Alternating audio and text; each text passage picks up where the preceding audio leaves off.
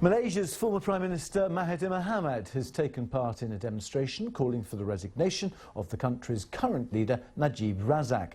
Thousands took part in the protest, but a spokesman for Mr Najib later ridiculed the turnout. Our correspondent Jonathan Head is monitoring the situation from neighbouring Thailand.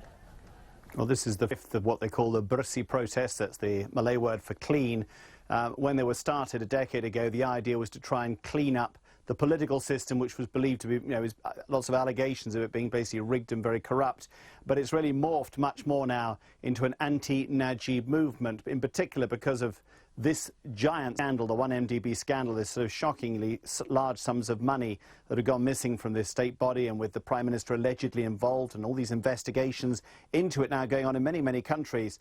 The opposition feel that the Prime Minister's position should be untenable and that they have to hold these street protests.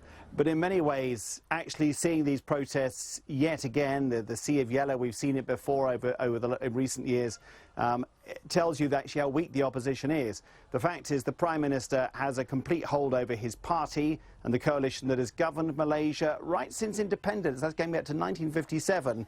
And there's no sign the opposition will be able to challenge him. In fact, the main opposition did well to challenge him before the scandal broke in 2013, but were unable to beat him at the election. They've now disintegrated their main leaders in prison, Anwar Ibrahim, and we're seeing the government, as the opposition say, using all of its many laws to harass, to put people in prison, to put them under criminal charges. It makes it very difficult for the opposition in Malaysia to do anything else aside from what we've seen today. A peaceful protest, tens of thousands of people, but it's over now, and it certainly doesn't threaten the Prime Minister's position.